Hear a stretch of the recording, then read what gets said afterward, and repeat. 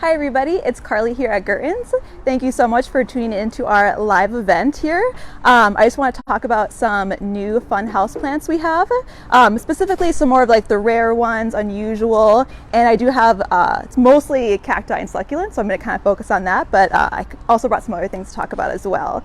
And I'm just going to go through and kind of say the names of all these plants, some little facts about them, care. If you guys have any questions, feel free to write them in the comments below, and then after I go through everything, I can answer any questions you guys have. So I'm going to first talk about some really large specimens we have right now. We have this huge 15-gallon candelabra tree. It's called the candelabra because it looks like this. And it's really fun. This one is massive. Usually we get them in smaller sizes as well. Right now we just have this one size. It's part of the Euphorbia family, so considered a succulent. It's going to need obviously good light, bright light, at least 5 to 6 hours indoors. And then same thing with all the cacti and succulents. A good rule of thumb for watering is the soak and dry method. Only water it when it's completely dry, and then give it a good drink, and then don't water it again until the soil is completely all the way dried through. We also have a prickly pear cactus. We have a lot of these, and we're getting even more. These are so fun. They get beautiful flowers, and they also get fruit as well. Same kind of care as a euphorbia, really bright light. They would love to be outside in the summer. Kind of be careful, especially if you transition from your house to the outside. You don't want to put it in full sun straight away. You always want to acclimate things, even if they are a cactus who normally can take a lot of sun. Do we have a prickly pear cactus that is native to Minnesota? I think there is one. I don't know. We probably don't carry it in the perennial lot. I know people have asked that before. We just have this one right now, the tropical one. And then we have the super fun lifesaver plant. You can see why it gets its name. And you can see it has 2 open flowers and even a lot more buds too. They don't last a super long time, but it will continually flower. Like this one took a little bit of a couple day break, and then it started to produce more blooms as well. And then we have the pickle plant. You can see why it's called that. It has a little pickle pattern on it. Super fun and easy to grow. And then one of my favorites I'm super obsessed with right now is lithops, also known as living stone. And then we have baby toes, also in the succulent family, cacti family, so a lot of good light, and same thing, soak and dry method. Probably the main cause for concern of these is overwatering, so if you're questioning if you should, I would say hold off. Another good trick for cacti, succulents, and even Hoyas is if you squeeze them, if it feels firm, you know it doesn't need water. But if you get a little squish to it, like that feels really firm, a little bit of a squish, but it'll almost be really squishy and kind of be wrinkly as well. Then you know to give it a good drink. Underwatering is very easy to fix, but overwatering, it's very hard to fix. So. Then we have a rat tail cactus. I love these. This one's quite small now, but you can see on the photo what they look like. They grow really, really long tails, and they flower as well. So very good hanging plant. And then we'll keep going with the cacti and succulents. We have this huge, beautiful jade tree. The sky is amazing. Very, very old, probably, I would guess. They can live like 10 years up to 100 years. I think they're like one of the longest living succulents, indoors mainly. A lot of people pass them on from generation to generation. Also known as the money tree or friendship plant. And then we have San Pedro. We have this really nice size San Pedro. San Pedro are a pretty fast growing cacti, which is kind of nice. You can keep them outside in the summer. They'll do really well. I think it's about like 12 inches a year. That's if it's getting optimal light and environment. We also have San Pedro in smaller sizes. We have this 6-inch as well, which is super cute. They're really good if you have a lot of plants because they don't take up a lot of space because they grow up, so that's why I like them. And then we have this really rare and unusual booby cactus. You can see why it gets its name. These are only available online, so if you're interested in one, feel free to check out our website. We have all the price and everything on there about them. I did bring some smaller dudes as well too. So this guy's pretty expensive, this large one, but if you're interested in starting your own, we have many different sizes. It's kind of fun to take something really small and get it to that size on your own. And the next two things are the epiphyllum or orchid cactus, epiphytic cactus. We have two different kinds right here. This one is Queen of the Night, and this one is a curly variety. These are a little bit different than the other plants I talked about. They don't want to dry out completely, but overwatering is still a concern for them. So usually about the top, like 1/3 layer of the soil, you want to make sure that stays moderately moist. But then, watch for standing water around the roots for overwatering.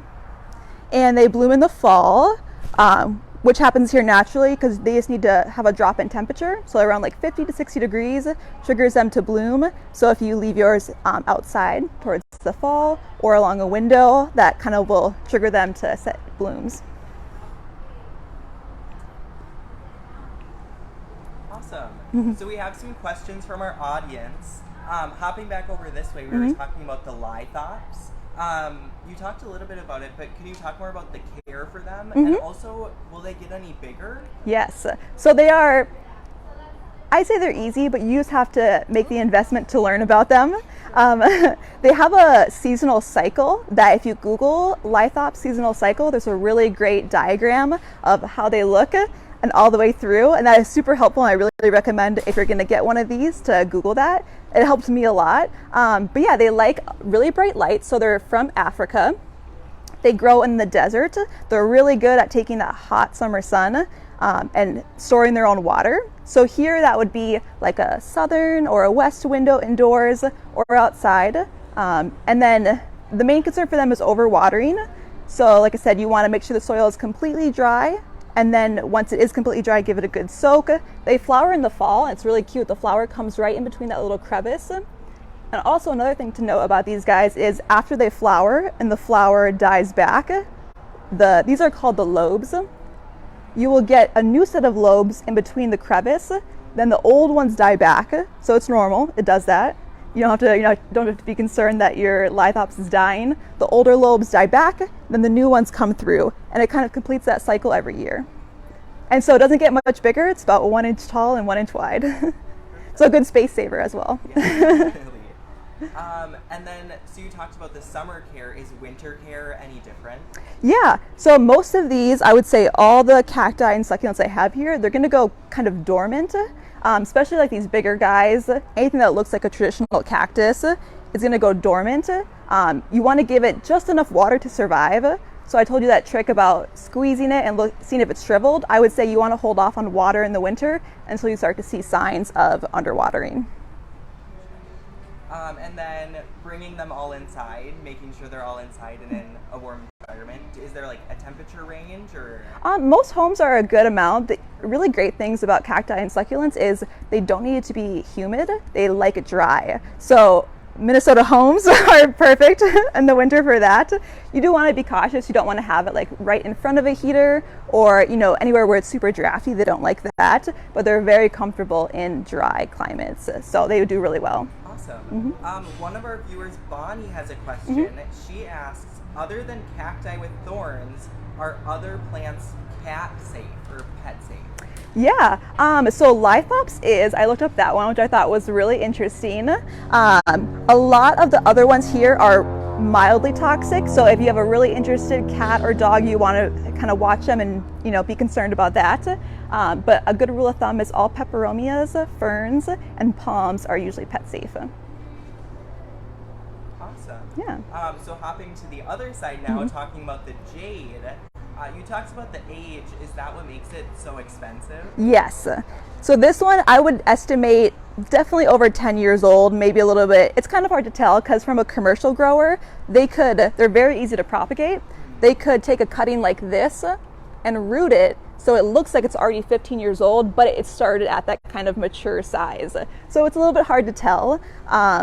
But yeah, that's why they're so expensive, because they do take a little bit longer to grow. So for commercial growers to spend that kind of years to grow them, it does take a little bit of time and money. Awesome. branching off of that, you talked about propagating. Can you explain that a little bit more? Yeah, cacti and succulents are one of my favorite to propagate. They're very easy. So for a cactus, like for example, you could just kind of cut it off the top there, or even right here.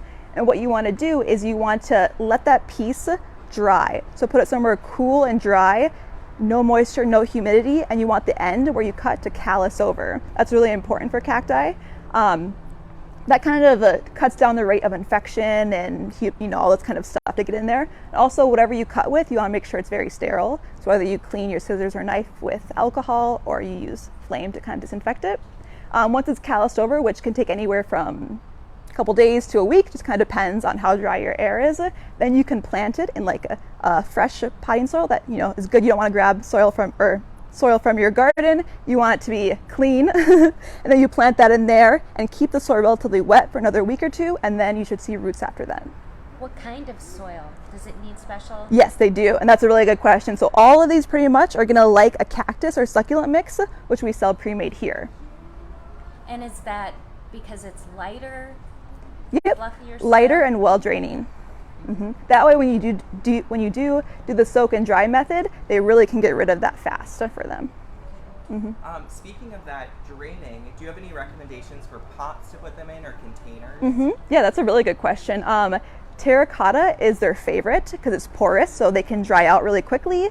You can totally use plastic and other options as well. You just always want to make sure you have a hole in the bottom, so that way when you do use that soak and dry method, it really drains through. Gotcha. Another question from one of our viewers, Bonnie.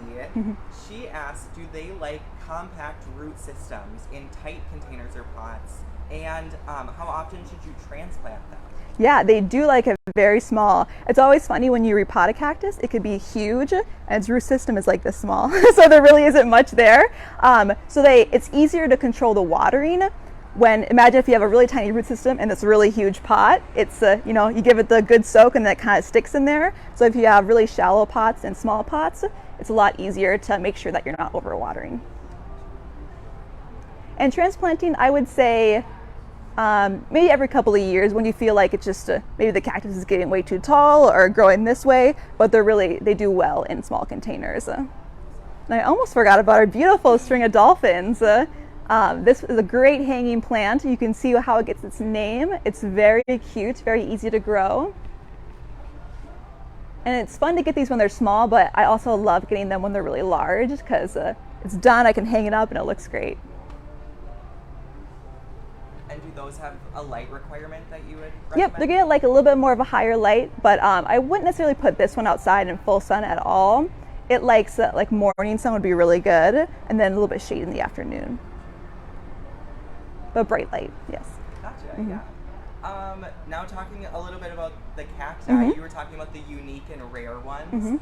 Is that what makes them rare, I guess? Yeah, so especially for this one, it's just kind of hard to get right now. A lot of these cacti, especially to start from seed, it takes a very, very long time.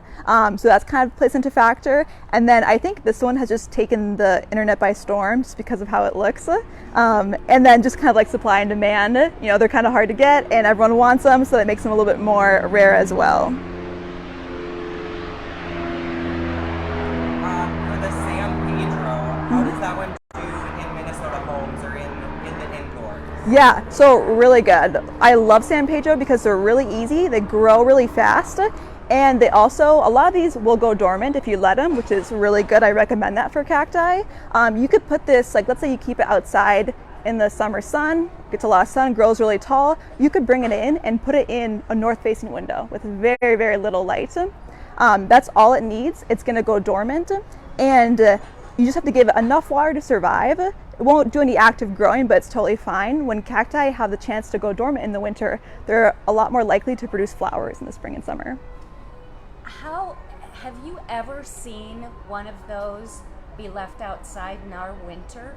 I have heard that they can take it very, very low, like 30, 35. So maybe if you had like an enclosed porch, or there are these microclimates kind of in Minnesota, but I've never seen it actually done. But when I read online, a lot of people are like, they kind of push it pretty far. I think the lower in temp you take it, the easier it is for it to go dormant and kind of really shut down and rest for the winter. Bonnie asked about the dolphin. Do you give it a haircut? It looks pretty leggy. You definitely can. And what's nice about these is wherever you cut them, they'll kind of branch out and go bigger. And also a really good tip is sometimes they get really sparse at the top there.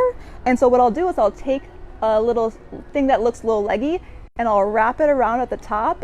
Kind of use bobby pins to place into the soil, and then it will reroot and get fuller and grow more. Oh, that's cool. Yeah, you can do that with a lot of plants like that, like maybe string of pearls. You just have to be careful, they're pretty fragile, but just gently take it up and wrap it around the soil, and then it will reroot and get fuller from there. Very cool. Talking about the candelabra tree over here, can you talk a little bit more about that? And is it a tree? Some people are wondering. Yeah, it's technically, it's a cactus-like succulent. So it's not considered a cactus, it's considered a succulent. And it's definitely not a tree. You'll see when we get them small, they're like this big, but they're really cute. You can kind of see they're starting to grow. They'll get leaves in the spring and summer. They'll grow all along these little ridges, and then they lose them in the fall. I think what makes it not a cactus is it doesn't have spines like a normal cacti.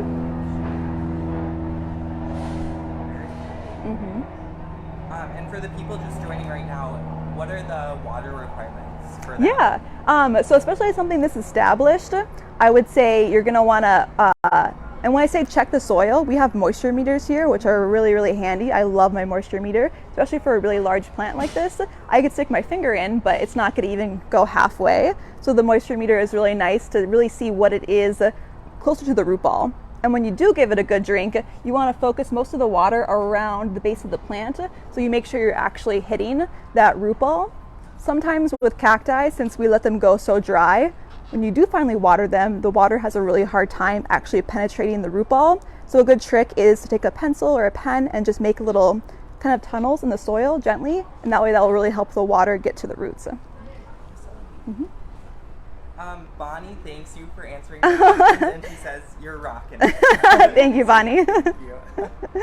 Do you have anything else you want to talk about or touch on? That was kind of it. I did bring one non-cacti succulent because it's just my favorite. I love it so much. I brought a peperomia, and this one is called an owl eye. I just love the leaves on these. They get so big, like dinner plate size. You can kind of see this one. It's very large. And peperomia are great if you have pets. They're pet safe, and they're also very compact. This isn't going to get really tall. It's going to kind of stay this, maybe grow a couple inches taller, wider. So they're great for tabletops and shelves. Those leaves look very thick. Yes, they do. So it will hold a lot of water too, so it's low maintenance. Nice. So yeah, thank you all so much for tuning in, and please stop in at Gertens to check out all of our new plants. We get shipments about every week, and we're getting another one this Friday, so you'll have to come on and see what we get on Friday. Thank you so much.